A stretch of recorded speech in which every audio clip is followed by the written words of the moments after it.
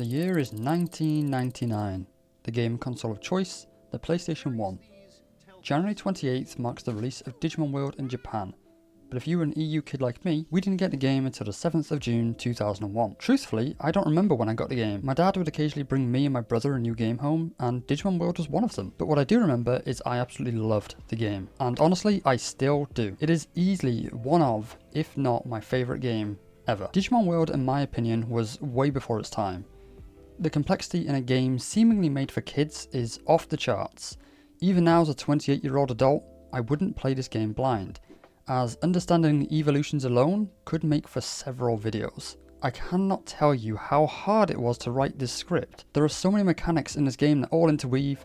I didn't know how to organise this video in a cohesive way, but I tried my best. The general breakdown of Digimon World is this.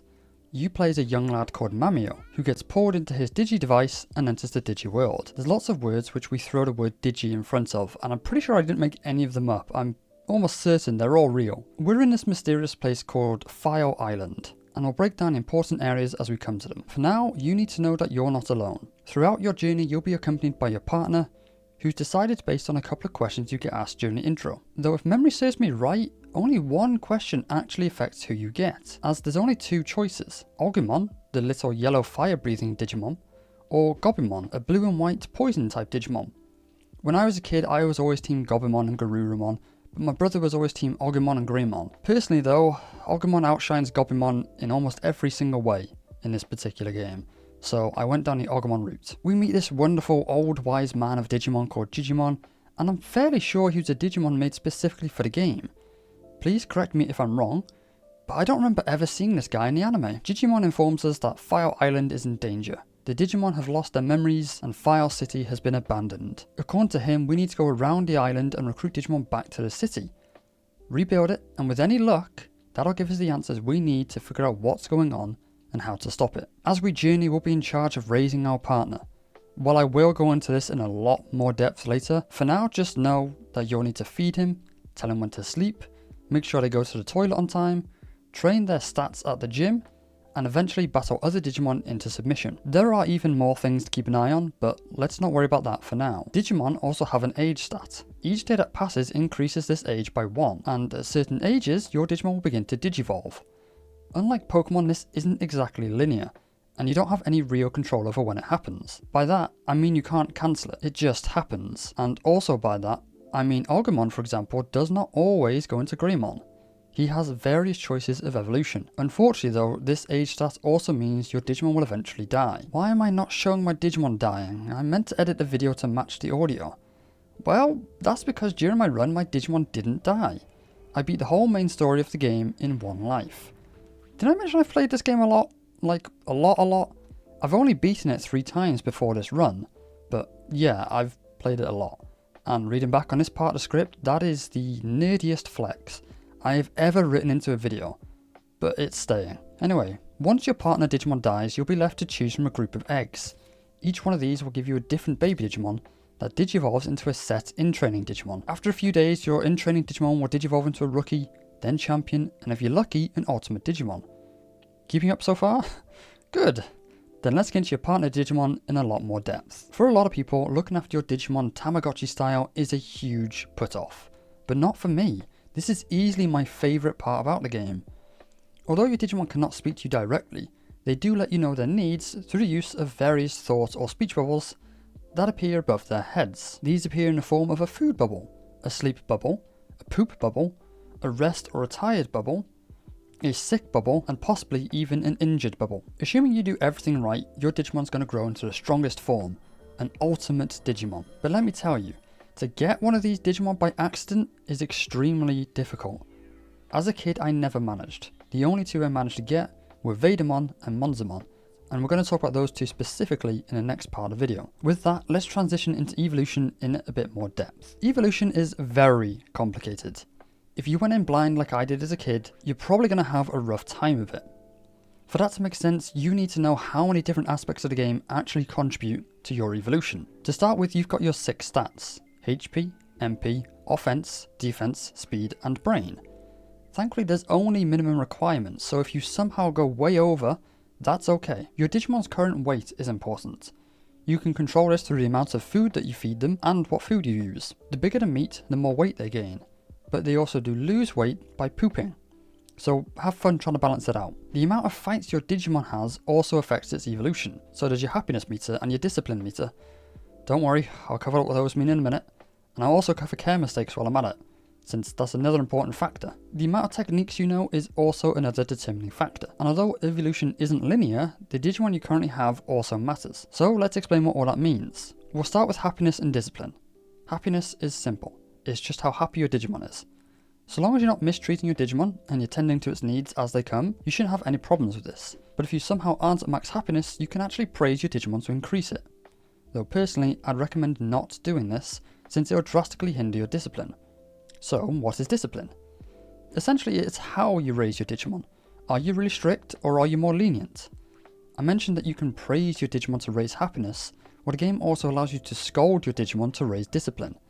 But its actual use is to get your Digimon to take items off of you. Just like feeding, all sorts of items can be given to your Digimon, such as medicine, healing items, stat increasing items, portable potties, or even autopilots that teleport you back to Fire City. However, your Digimon sometimes won't take an item off of you, so what you can do is you can scold them, and then that way they will take it off you next time, no questions asked. While this might sound a bit harsh, correct use of this mechanic will let you stay at max happiness and max discipline, unlocking some of the strongest Digimon possible. The best part is you can force the correct interaction of this really easily. All you do is you spam the cheapest healing item in the game, and every time your Digimon refuses it, scold them. There you go, you've just trivialized the happiness and discipline meter entirely. Which is great, because running from fights will also reduce your discipline and happiness. On top of that, letting your Digimon poop on the floor is going to reduce your discipline. But not only that, it will count as a care mistake, and even raise your virus meter. Don't worry about the last part, we'll get around to it. Care mistakes are as the name suggests. You fail to treat your Digimon perfectly, and a little red mark has been placed against your record. Not literally though. The game does all the tracking of care mistakes completely off screen, which makes it really hard to keep track of if you've done everything right. Other care mistakes are as follows: not feeding your Digimon for a few hours while they're hungry, letting your Digimon poop on the floor, getting a sweat bubble to pop up, which means you've just trained your Digimon too hard without letting them have a rest, not going to sleep within a few hours of the ZZZ bubble popping up, and finally letting your Digimon get injured or sick from either battles or eating the wrong foods. However, in some cases you actually do want care mistakes, as this is the only reliable way of getting some of the really strong, edgy Digimon like Ogremon. Let's see, what else did I mention earlier? Techniques. Basically, these are what moves your Digimon has access to in combat. The way to unlock more of them is by either digivolving into a Digimon that cannot use any of your current techniques. Otherwise, you can spend hours at this blackboard to grind up your brain stat. This can only unlock moves in the same typing as your current Digimon though. Lastly, you can unlock more by battling other Digimon, though again, this is very specific. Your Digimon needs to match the opposing Digimon's move types, and the opposing Digimon has to already know the move themselves. Did I explain that well? Probably not, but hopefully you got it. While all of this sounds and is complicated, the community of Digimon World are next level, and they have created some of the best guides and tools to help you along the way that I've ever seen. One such tool is the Evolution tool by Sid Montague. Huge shout outs to Sid, this tool is absolutely phenomenal, and thanks to it I had no troubles getting Metal Greymon for my run. Now the only other thing that matters is your Digimon's age. As you get older you hit the age requirements to digivolve, but if you don't meet the requirements and you get too old, no ultimate for you. Instead, your Digimon dies. But what if you're a rookie Digimon and you don't meet any of the stat requirements for a champion level Digimon? Do you also die? No.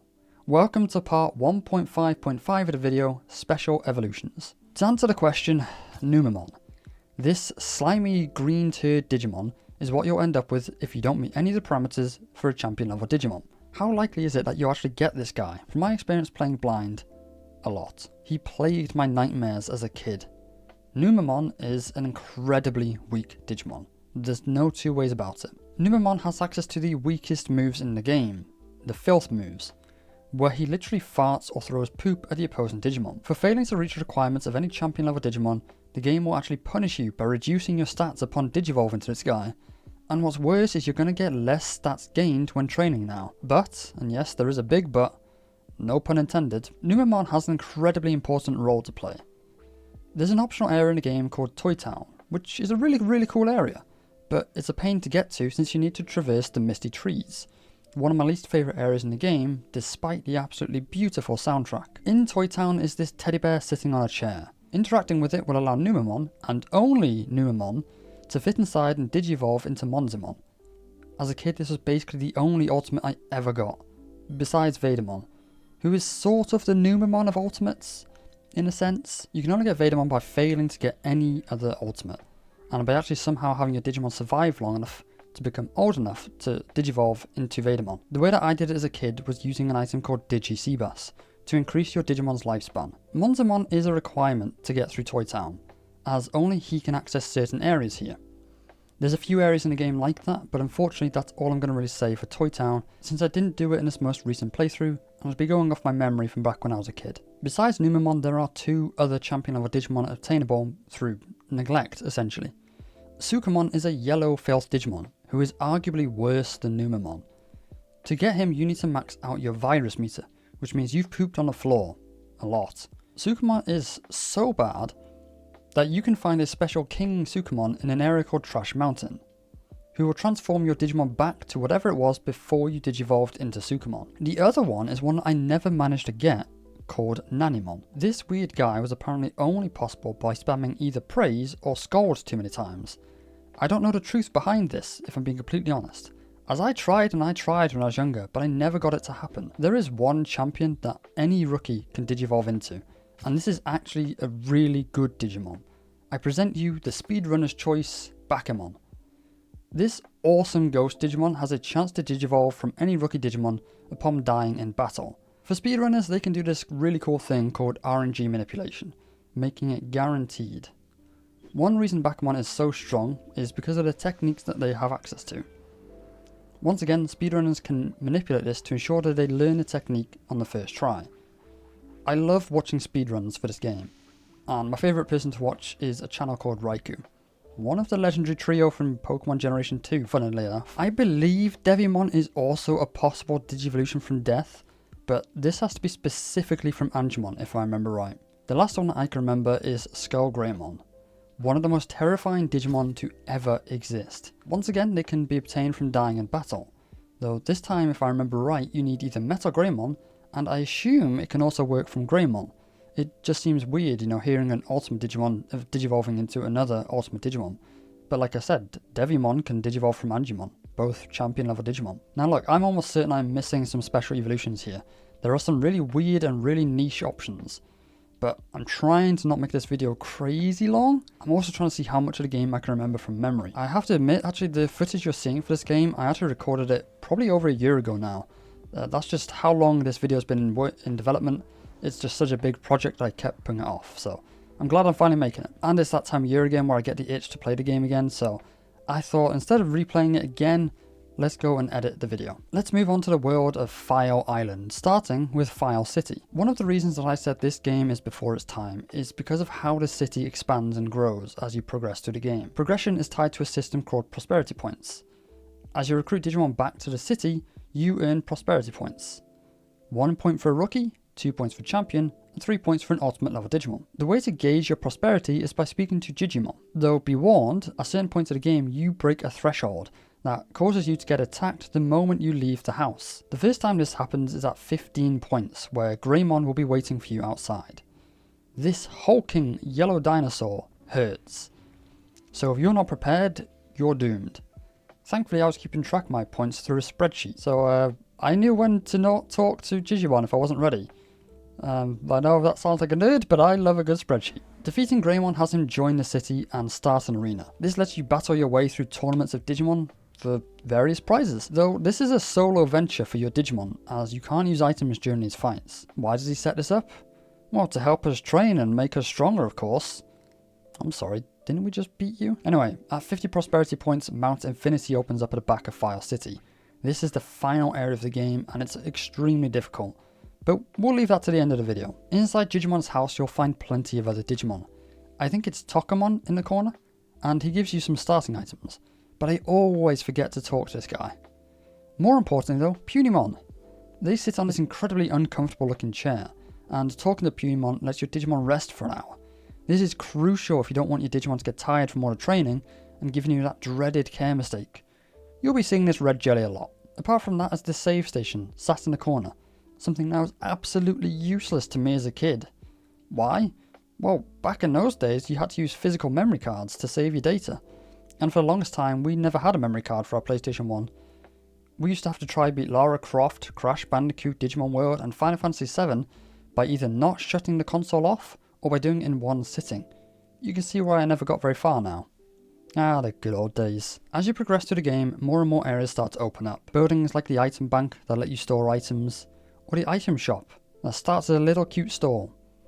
We've got the clinic, the arena and the restaurant, but sometimes though, it's just the cozy little aesthetic changes, like the lighting, or the fountain that appears in the middle of town. Some Digimon do really small things, like open up a path to a different part of the world, or an improved meat farm. Yes, they farm meat. And yes, it's only plant Digimon that actually grow the meat. Yes, I see the irony. Either way, you see a visual progression, and the order totally depends on what you set out to do. Once again, we have stunning music throughout. And even now I get a little bit emotional listening to the nighttime track of Fire City, as I recall so many times where I lost my partner Digimon while that track played.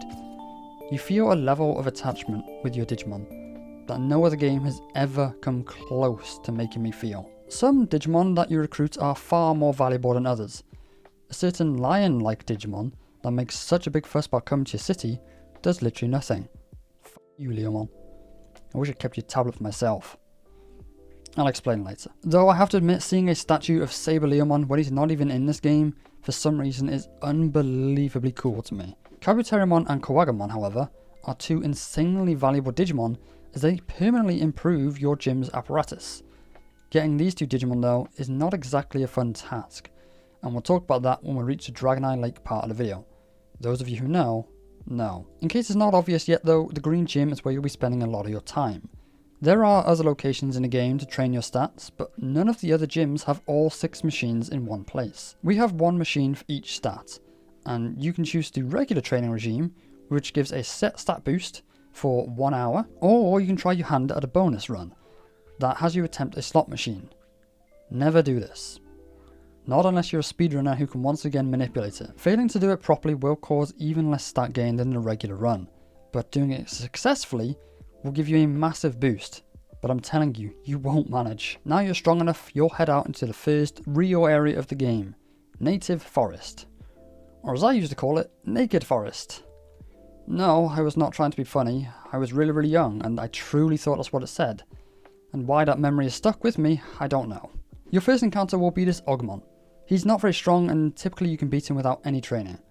So let's have a look at combat. While you don't actively control your Digimon, you can call out what you want them to do. And if you want more control of your Digimon, you'll want to raise their brain stat to unlock even more commands. You go from having auto and run to auto, attack, defend, distance, run. And eventually attacker gets replaced by every technique they've currently got active. So you can specifically control what move they use and when. This is super useful if you have a wide hitting AoE move and a strong single target move, as the wider moves tend to deal less single target damage while costing a lot more MP to use. HP, MP, attack and defense are all obvious stats, basically increasing your damage, increasing how much damage you can take, your maximum health and your maximum mana. Speed stat affects how often you attack, and brain stat we've already covered. During battle you can still use items that you quite literally throw on your Digimon's head. These items can heal them, restore MP, bring them back from the dead, or even recover status effects. While we do have the standard poison, stun and confusion status effects, Digimon World has a really cool one that squishes your Digimon into a 2D sprite. This massively reduces the damage they deal, while also replacing all of their attacks for one very small pew. While it is a great status effect for reducing your opponent's damage, I personally hate using it. For starters, while transforming in and out of this flattened state, the Digimon gets iframes, meaning they can't take any damage. The other negative is the attack they get may not do a lot of damage, it is incredibly fast, and getting hit by attacks interrupts your own attack, and the big hitting moves all take a fairly long time to build up. Plus, if you get knocked out your finish move, it's wasted. Finish moves are awesome. Every Digimon gets their own finish, which slowly builds up as they do damage, get hit, or even block attacks. Once all the letters are filled up, you can mash the square button to activate it, After a short delay, your Digimon goes Super Saiyan, and you can spam the L and R buttons to build up a massive damaging move. Once you've activated Finish, time essentially freezes. Enemy Digimon stop in their tracks. But if they're already attacking, it will let them finish their attack and knock you out your finish. Enemy Digimon also get access to finish moves too, and they hurt a lot. So here's my little trick for you. Press square just after you've either dealt damage or taken damage. It almost always lets you get your finish off completely safe. Native Forest is great because of how many areas it connects to, but also because of a really useful early Digimon to get hold of, Palmon. This cute little flower, that's definitely just a flower and you shouldn't keep talking to it. Oops, oh well. Beating her up gives us our first farm upgrade, from meat to giant meat. And even better, we can buy spare giant meat off her. In the early game, you'll be given 3 meat a day, and this is not enough to feed your Digimon. So either you go out and find Digimushrooms, or you get working on upgrading the farm. Kunemon is here too. He's an angry little worm or caterpillar, I'm not too sure.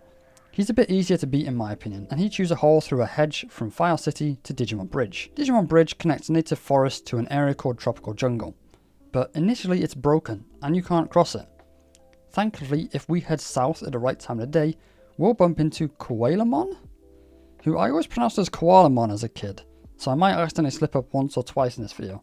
And honestly, I'm not convinced Koalamon is still the right pronunciation. This is probably our first interaction with a Digimon who is friendly. That's right, not everybody wants to fight. Koalamon notes that the bridge is broken, but lets us jump across their heads to get to the other side, entering Tropical Jungle.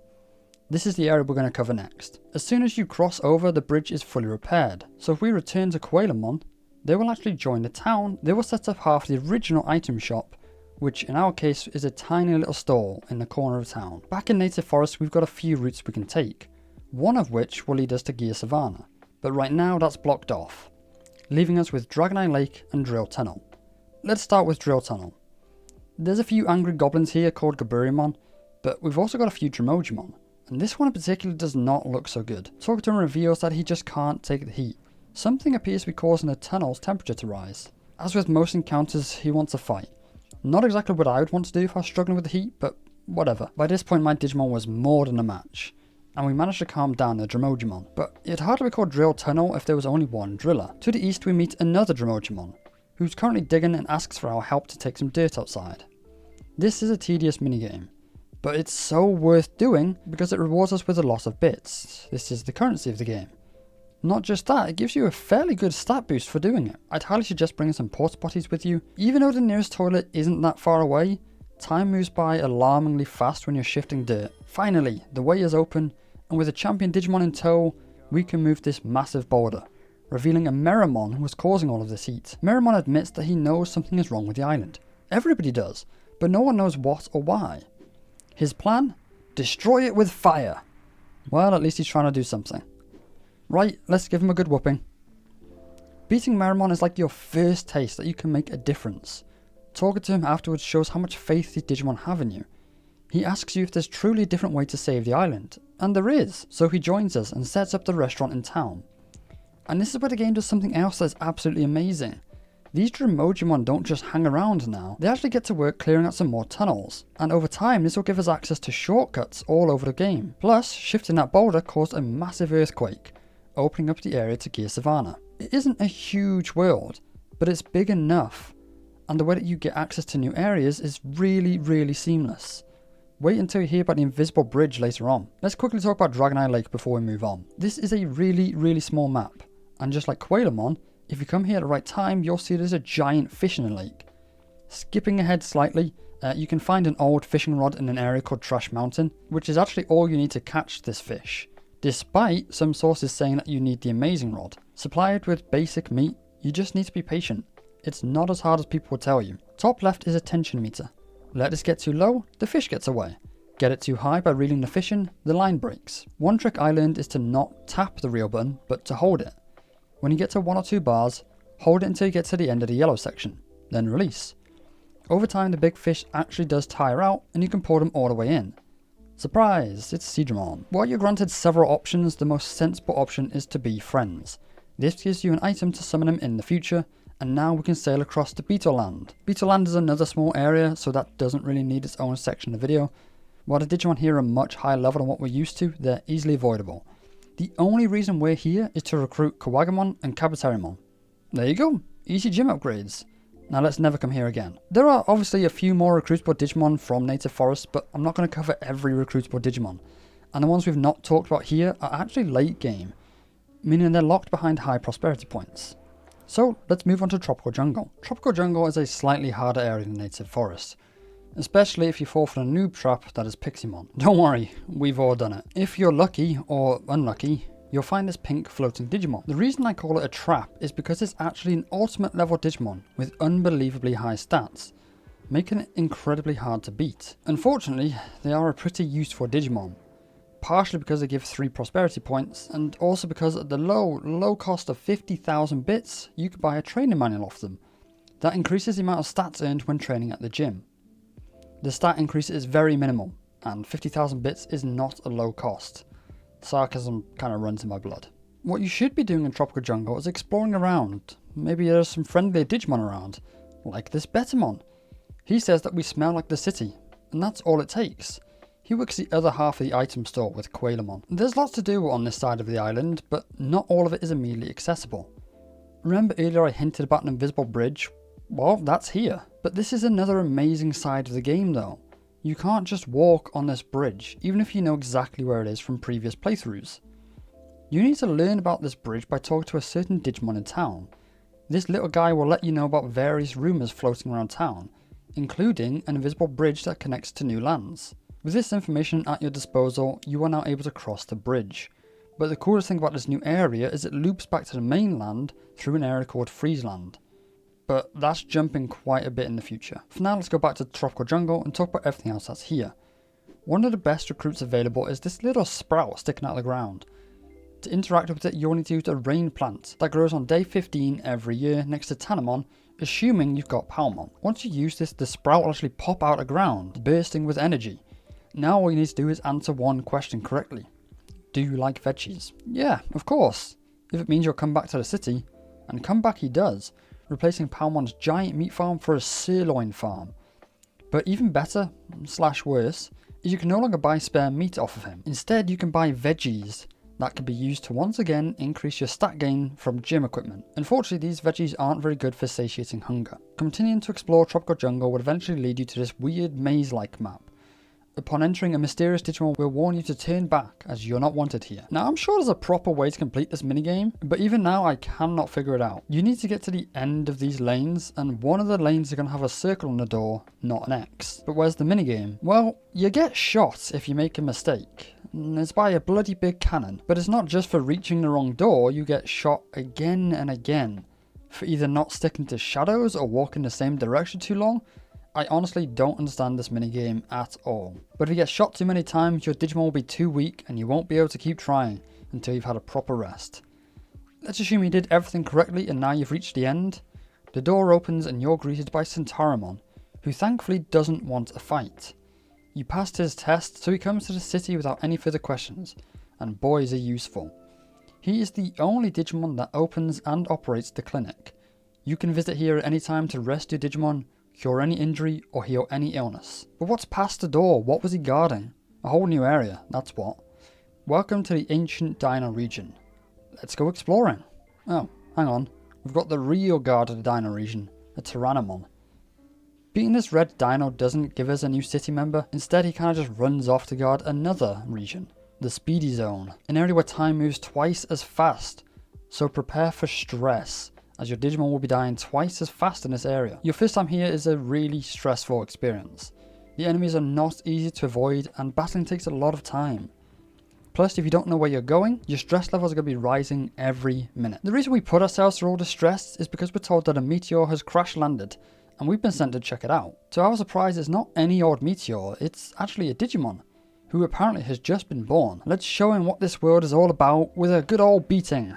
These hands are rated E. For everyone, no matter your age. Finally reporting our findings to Tyrannomon convinces Master Tyrannomon that we're doing the right thing by trying to save the island, and so he sends regular Tyrannomon to join the city. I saved the best area till last, Grey Lord's Mansion. In the courtyard of this striking building is a friendly ghost, I think? Though you can't understand what this Backmon is asking, he never attacks you, even if you answer wrong. But by answering yes, yes, no, he joins the city. He doesn't really do anything, he just wanders around at night, but I've got a soft spot for him. He can stay. Now then, the mansion. Like Toy Town, to enter you need a very specific type of Digimon. Any virus Digimon. Honestly, Greylord's Mansion could be its own video. It might be one of my favourite areas in the game. We've got cool music, amazing visuals, and a whole storyline to discover. Once you start exploring, you'll find that most of the doors are actually locked, forcing you down an almost linear path. Eventually, you'll reach a grand dining hall with a key sitting in the fireplace. Now you have access to a lot more of the mansion. But not all of it. Some doors are blocked by mysterious force. Continual exploration will lead us to a more industrial looking part of the mansion. But careful now, the floor isn't very stable. Never mind. Conveniently though, falling through leads us to a new part of the mansion with a secret elevator, leading us to one of the most infamous Digimon to ever exist, Myotismon. Here's another detail about Digimon World that I actually love. Because it predates most of the Digimon franchise, Myotismon isn't actually evil in this game. He gives us a fridge key and asks us to get him some steak. Unfortunately, any meat that we have on us is just not good enough. Funny how the other half live, huh? So why was Myotismon on the floor basically half dead? His servants all lost their memory, so no one came to deliver him any food. I'm not joking. For now, we're finished here. But much later on, we'll get rumours that the Lord of the Mansion has gone missing. Revisiting, we'll encounter Devimon, who's taken Myotismon hostage and forces us to fight Skull Greymon. A truly epic and fantastic way to finish up our storyline here. From here on out, I'm not going to cover every area in detail like I have been doing. I just really want to emphasise how each zone is so essential to the game, and to show you how the game progresses. But there are certain areas we do need to mention. This invisible bridge we keep mentioning is a really important part of the game. It gives us access to some cool minigames, and an entire side story where we develop a genuine rivalry with another Digimon. Crossing the bridge will immediately bring you to a small shop run by a Digimon called Monochromon. He complains that business has been slow, and perhaps he needs to bring in some fresh new faces to help out. Guess who that might be? That's right, us. We get to work in this big guy's shop, and actually it pays really well. This was my go-to way to make money as a kid. The point of the minigame is that we need to judge the Digimon that comes through the door. Each Digimon will want to either purchase meat, a porta potty, or some medicine, and it's up to you to judge which type of Digimon it is and how easily we can manipulate them into spending more money. Each type of item has a set value, but if you're feeling generous, you can offer it at a discount. If you're feeling mean, you can charge extra. Or I suppose you could just go down the middle route, but that's no fun. The more profit you earn, the more you get paid at the end of your shift. And if you do really well, Monochromon will actually join the city. The catch is, if your customer doesn't agree with your price, they'll walk out and spread news that the store is a rip-off, meaning several hours will go past with no customers. This is where you need to judge each type of Digimon, as some are going to be more stingy than others, some however are just not intelligent enough to argue with you. The problem is, this feels completely RNG based. You can do everything perfectly, but if not enough people ask for that super pricey medicine, you will not make enough money. But that's not the only win condition. Sometimes you can offer things at a discount and they're still going to complain that it's too expensive, walk out and ruin your run. RNG can be annoying at the best of times, but when it takes a whole day off your Digimon's life to do this minigame, it's brutal. That's not the only minigame though. A little deeper into this side of the bridge will lead you to Freezeland. There's plenty of cool things to do here, including the Ice Sanctuary that, just like Greylord's Mansion and Toy Town, requires a certain type of Digimon to enter. Sadly mine couldn't, so we'll just breeze past that one. We can also recruit a snowman here if your Digimon dislikes the cold. My Greymon, for example, hates the cold. You can see this by his happiness meter flashing a blue sad face. If you wait around long enough, you'll digivolve. Damn it. What's meant to happen is you pass out, and a snowman Digimon called Frigimon saves you. He also joins the city and helps out in the restaurant. Since we're next to these Mojimon, let's quickly talk about them. There's 3 or 4 of these guys in total, and basically they're traders. Each of them will ask for a specific item in the world of Fire Island in exchange for another very specific item. If you complete all of these trades, one of them will join the city. However, what we want them for is infinite money.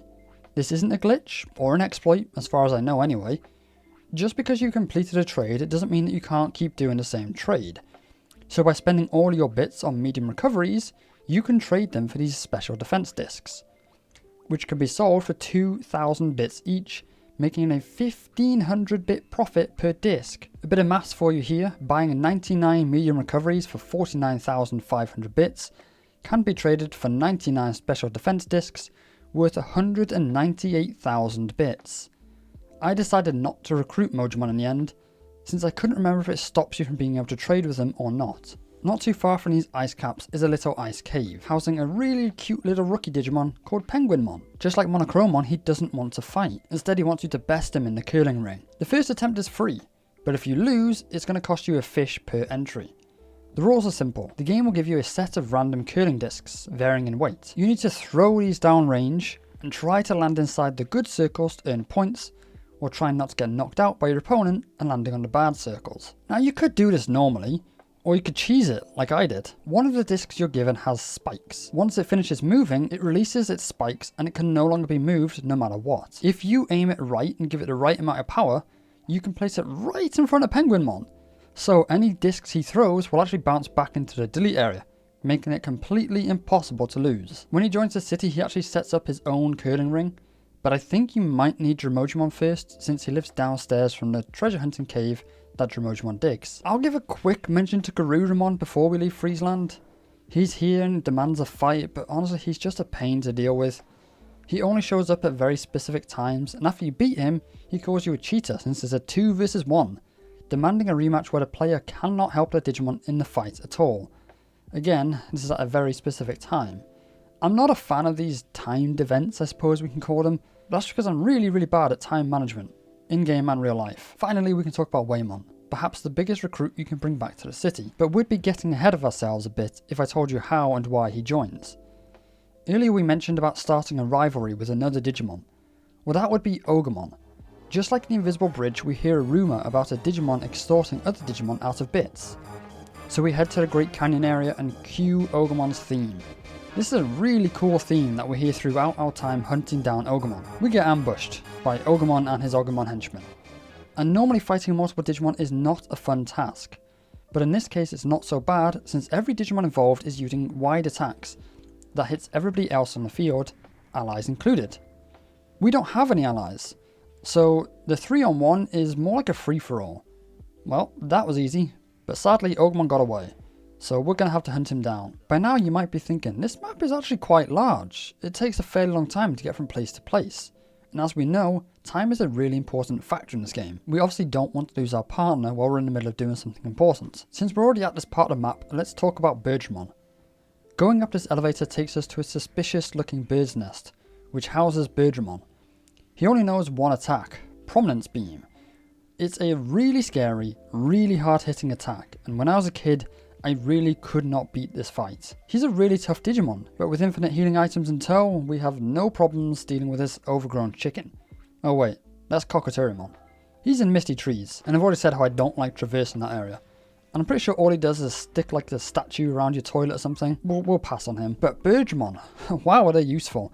They set up this little hut just outside Digimon's house called Birdra Transport. This allows you to teleport to areas of the game that you've already visited, but be warned, this is a one-way trip, so always carry autopilots. The other issue is sometimes it just drops you right on the head of a wild Digimon, and if you don't learn the different dodge timings, you'll end up getting in a fight. Back to Ogremon.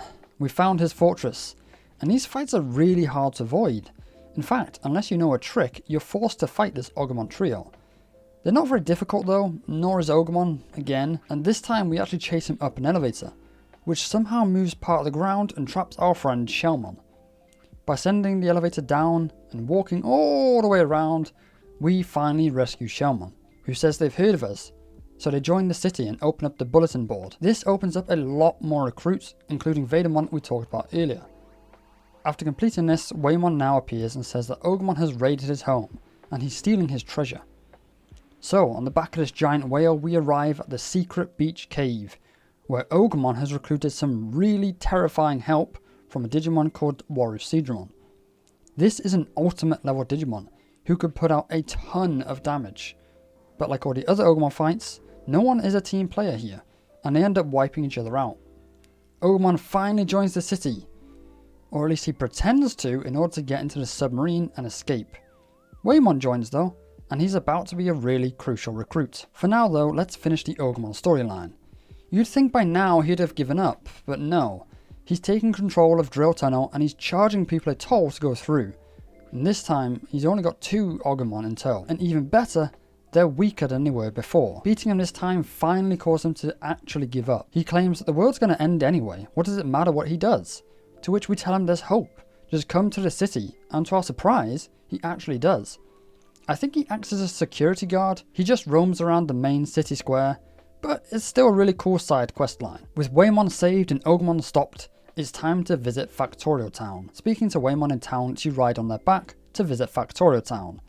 I believe Factorial Town used to have its doors unlocked, but after the emergence, I think that's what it's called, which is basically the Digimon's word for this end of the world feeling, they locked up and became secluded. We've got a lot of mechanical Digimon here, so if you're using Metal Greymon like me, there's lots of potential techniques to learn. You can also find this Metal Mamimon here. Sorry, I mean Metal Greymon. Hang on a minute. If you're Metal Greymon, who's my Digimon? I'm guessing this is a bug, but either way, let's destroy him. This little guy is actually really tough. He's another ultimate level Digimon, and honestly he might be one of my favourites in this game. The last playthrough I did, I actually used this guy to beat pretty much all of the game, so there's probably some bias here. Sadly, all he does is join the curling ring with Penguinmon, but that's still +3 to the prosperity score. Otherwise, the main purpose of our visit to Factorial Town is to speak to Andromon, who seems a bit more intelligent than the average Digimon and seems to be a bit more knowledgeable about what is happening, except apparently anything related to his factory. You see, there's a Numemon in the sewers here, and unfortunately they're really not well. They can't explain why, but they said there's something wrong with the factory. Unfortunately it's heavily guarded, so we can't sneak in, and we're also not allowed to fight our way in.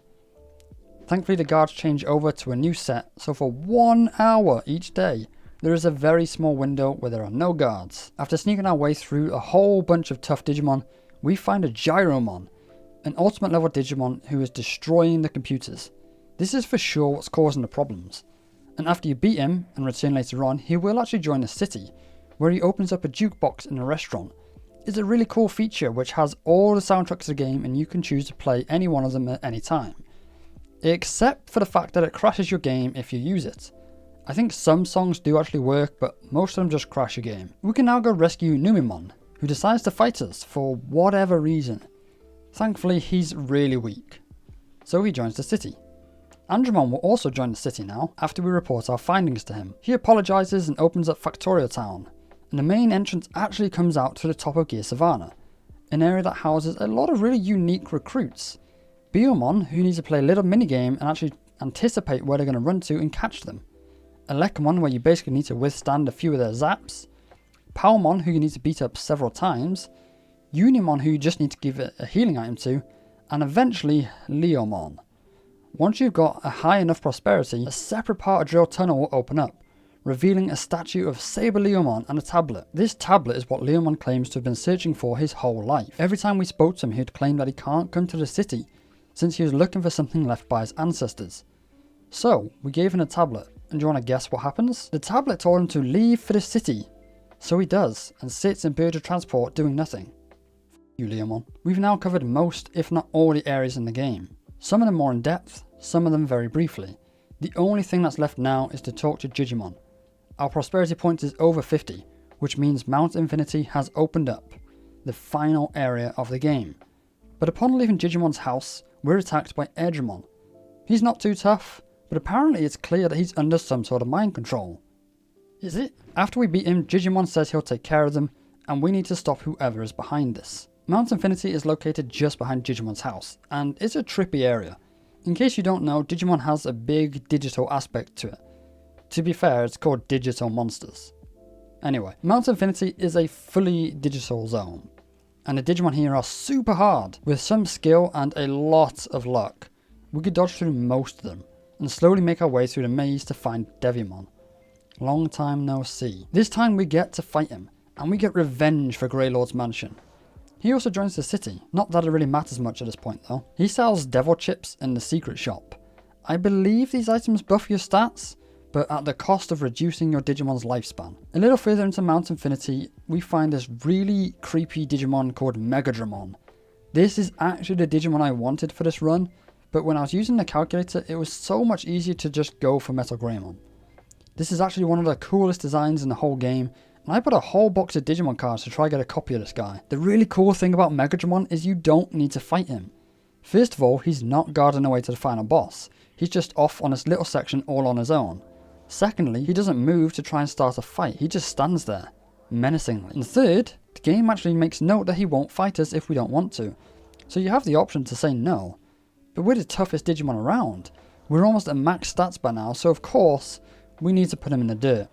He does join the city too, but all he does is partake in the arena that Greymon opens. Lastly, Metal Greymon. He's guarding the final boss, and unlike Megadramon, very much not optional. I'm not worried though. Our Metal Greymon is by far the stronger one, and we prove that very easily. Again, he'll join the arena, but he doesn't fight in it, he just gives you random nicknames when you talk to him. To be honest, I quite like this. Feed my ego, little Metal Greymon, and never forget, we're better than you. Definitely not because we have infinite healing items from Mojimon grinding. Maybe one day I'll do a no items challenge, but I have to admit, I don't even know if that's possible. Finally, we run into Analog Man, the main villain of Digimon World. Nothing more than a mere human. He laughs at our attempt at raising a strong Digimon. Friendship, he exclaims. Digimon are not friends but slaves, as he summons his terrifying monster of a Digimon, Machinedramon. This is by far the best choice of a final boss a game could ask for. He's absolutely oozing evil energy, but Analog Man is nothing more than a mere Team Rocket wannabe, adopting an ethos suggesting Digimon are slaves. Machinedramon is actually a very, very hard fight. He spams this move called Thunder Justice, which might actually be the hardest hitting move in the game. On top of that, it's surprisingly fast, and can be used at a long range. To make things worse, it can often stun Digimon. But we're not afraid. The power of friendship will prevail, and prevail it does. Machinedramon falls and Analog Man is defeated. If only it were that easy. He somehow flees back to his own world while laughing at our attempts, telling us we've saved nothing. The whole island is rigged to blow, but like I said at the start of this video, we're not alone. And this time, it's not just you and your partner. We've got allies from all over the island. Andromon contacts us, saying there's nothing to worry about. The explosives have already been dealt with and redirected to Analog Man's escape route, and we get saved by Airdramon, who teleports us back to File City. All our friends are here, ready to say goodbye and transport us back to our world. It's a hard pill to swallow, but we've done it. We saved the Digiworld. But by now, I'm really sad. I don't want it to end. I've grown a massive attachment to my partner. You can actually go back and keep playing, finish recruiting all the missing Digimon, work on getting all Digivolutions done in the chart, collecting all the cards. Oh, I forgot to mention there's this whole Digimon card thing inside the game. You can basically just collect them and you can trade them in for items, but that's about it. You can partake in the arena, but it's just not the same. Wait, Digimon says it's not over. The threat still lingers. Yes, let's go! We fight our way through Mount Infinity again, and this time, there's some egg in place of Machinedramon. This is actually another ultimate level Digimon called Digitamamon. Beating him gets him to join the restaurant. I guess that's cool, but where's the threat? We do some exploring, checking over all the areas we've visited. Nothing. There's nothing resembling a threat anywhere. I suppose we could check out Greylord's mansion. Wait, that's Machinedramon. You're not getting away from us. We defeated him again. But was it real? Did we just imagine it longing for more adventure? I guess this is it. Time to hang up the gloves. We've done what we set out to do. And that's the story of Digimon World. A game released way back in 1999. A game I loved as a kid, despite not understanding it at all. And now that I'm older, I've got so much appreciation for this game, despite the odd complexity it has. Even now, there's no way I covered everything. How they pulled this game off, I don't know. And I guess they don't know either, since the rest of the Digimon World games are vastly different. Maybe they thought the Tamagotchi style didn't work. Perhaps there was a lot of backlash. Even now I see a lot of people getting completely turned off by this mechanic. And to that I say, just try it. If you can look past it, you will get this crazy emotional experience that no other game has ever come close to replicating. I truly did not want this game to end. But this is where I leave it to you. What are your thoughts on the game? And if you don't mind me asking, what are your thoughts on the video?